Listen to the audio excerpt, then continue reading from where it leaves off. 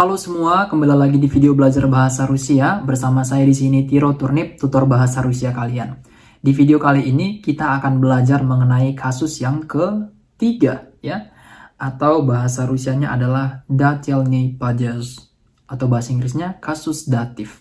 Kasus yang ketiga ini akan kita gunakan dalam banyak konteks saat kita membentuk sebuah kalimat dalam bahasa Rusia ya. Yang pertama nanti kita akan belajar penggunaannya dalam mengatakan ke siapa dia pergi ya. Jadi misal aku pergi ke ibu misalnya. Itu artinya untuk ke ibunya itu kita harus pakai kasus yang ketiga ya.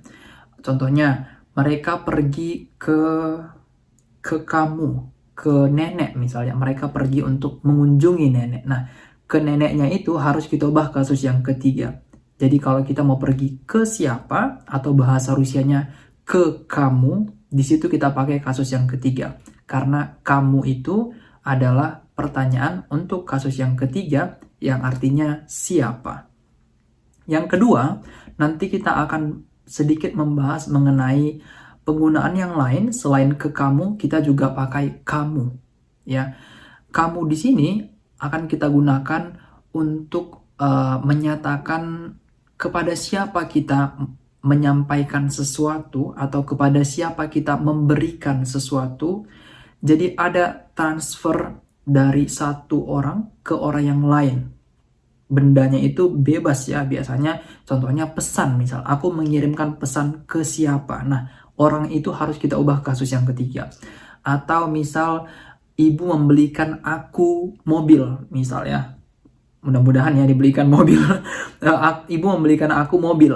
Nah, mobil ke aku berarti akunya harus diubah kasus yang ketiga. Karena apa? Karena aku mendapatkan sesuatu, transferan gitu ya, benda apapun itu. Oke, jadi daripada aku banyak penjelasan yang kalian mungkin belum bisa visualisasikan atau belum bisa pahamin, mending kita langsung masuk ke contohnya aja ya. Kalau gitu, mari kita masuk ke penjelasannya. Perhatikan teman-teman, di sini ada tabel gramatika ya. Tabel untuk kasus datif untuk kata benda. Seperti biasa dibagi menjadi maskulin, netral, feminin, bahkan ditambahin di sini untuk jamak ya. Untuk akhirannya, perhatikan teman-teman. Untuk akhirannya, benda maskulin akhirannya menjadi u atau u. Contohnya, klien jadi ke klientu. Dantis berarti apa teman-teman? Dantistu. Drug apa? Drugu. Prepodavatelь, kalau misalnya tanda lemah biasanya jadi ke u akhirannya. Prepodavatelyu. Untuk yang netral, morje jadi morju, sedangkan akno jadi aknu. Oke ya, ini gampangnya biasanya ya. Kalau akhiran kata bendanya yang netral ini O kita ubah menjadi U, sedangkan Y kita ubah jadi U. Kayak gitu biasanya. Selanjutnya, untuk feminin biasanya akhirannya jadi Y. Contohnya, mama jadi mami atau ke mami ya, tergantung penggunaannya nanti. Babuska jadi apa teman-teman? Berarti babuskie. Untuk yang jamak atau lebih dari satu, akhirannya menjadi am atau jadi yam.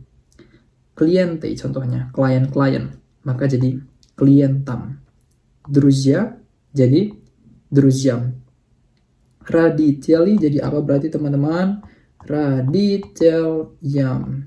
Ya. Gitu kira-kira. Tanpa berlama-lama, mari kita langsung masuk aja ke penggunaannya di sini. Ada latihannya langsung. Dia pergi ke teman perempuan, padruga. Ingat, kalau feminin akhirannya jadi y. Ke padrugia. Ana idiot ke yuris. Dia pergi ke pengacara ya, ke lawyer. Maka yuris itu maskulin. Yuris tu. My idiom ke dieduska akhirannya a ya. Maka jadi dieduskie. Ya yedu ke vrach. Aku pergi ke dokter. Vrach gendernya apa berarti? Maskulin. Tambahin aja ya. Jadi ke vrachu.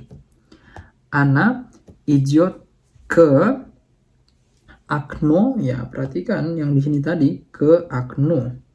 Мы едем ke, ada kata друзья di sini plural, maka tadi yang ini ke друзьям.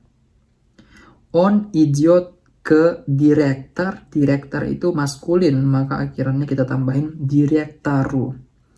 Я еду ke сестра, feminin, maka tambahin akhirannya y. К сестре.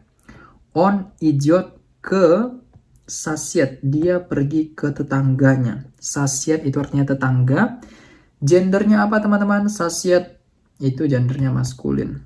Ke соседу. Она идет ke парень. Dia pergi ke pacarnya katanya. Парень itu maskulin, maka ke парню. Ya. Itu dia contohnya yang ada di sini.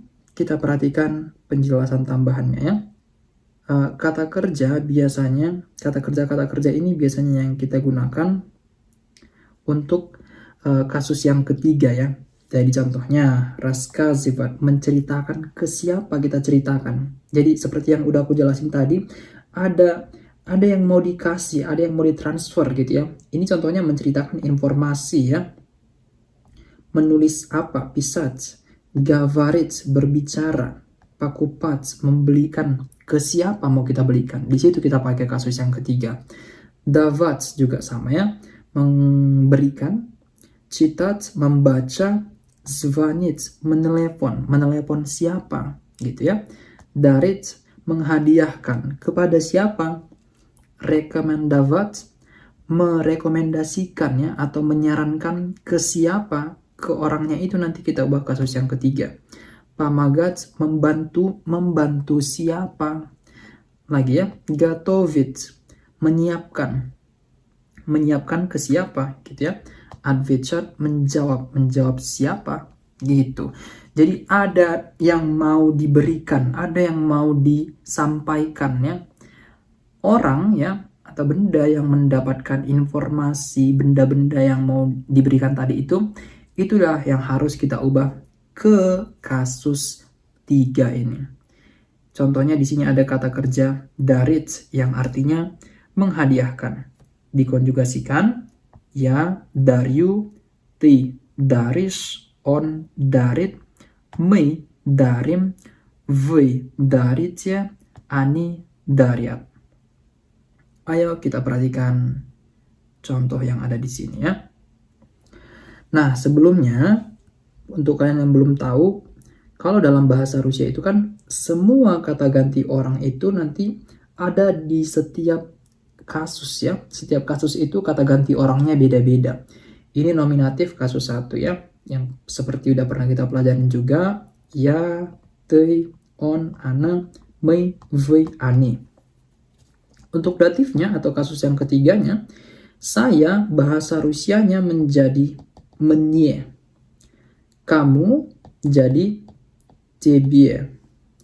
Dia laki-laki jadi ему. Dia perempuan jadi ей. Kalau kami jadi 6, kalian atau Anda jadi вам, sedangkan mereka menjadi im. Kita perhatikan contoh penggantiannya dari nama aslinya atau orang aslinya, kita ubah menjadi kata ganti orang. Contohnya seperti ini.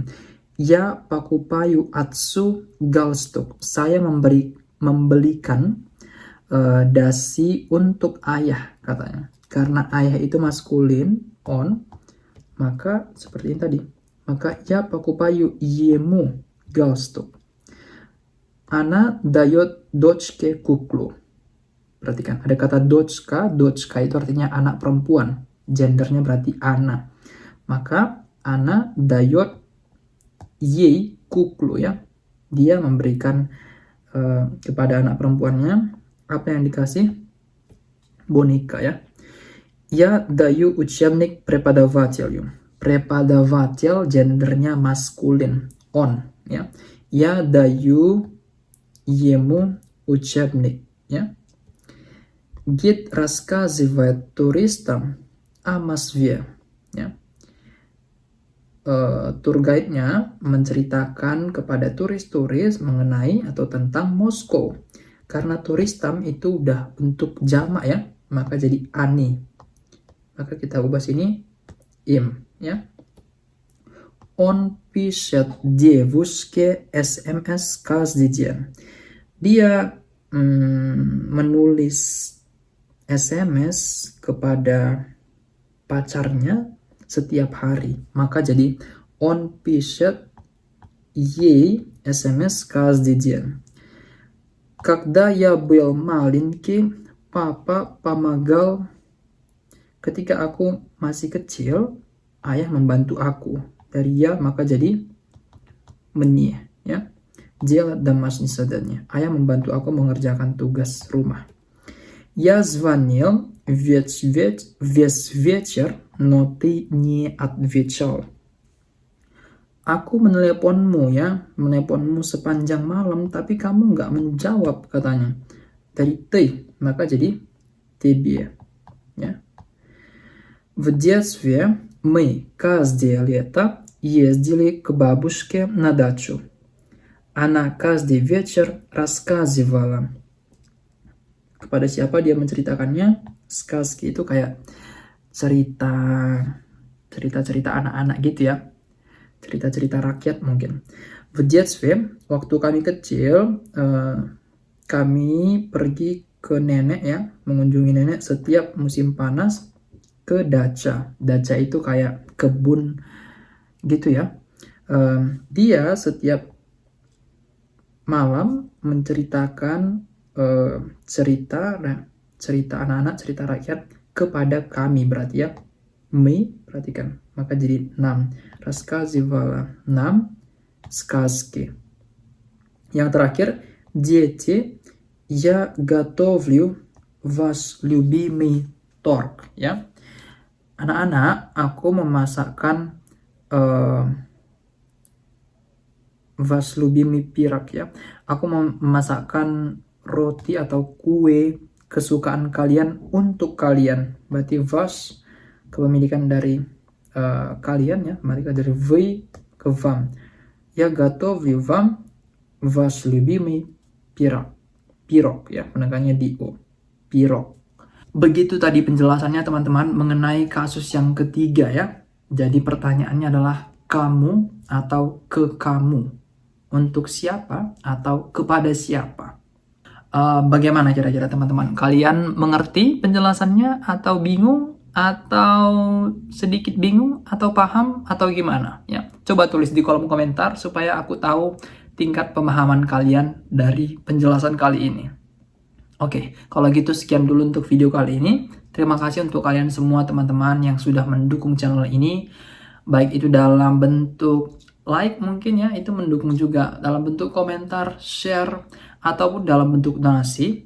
Atau kalau teman-teman belum tahu ya, kalian juga bisa kirim donasi kalian ke Dana ataupun OVO melalui nomor ini untuk mendukung aku, mendukung channel ini supaya semakin lebih baik ke depannya ya. Baik, terima kasih dan sampai jumpa di video-video pembelajaran bahasa Rusia lainnya. Tungguin terus videonya ya. Dadah!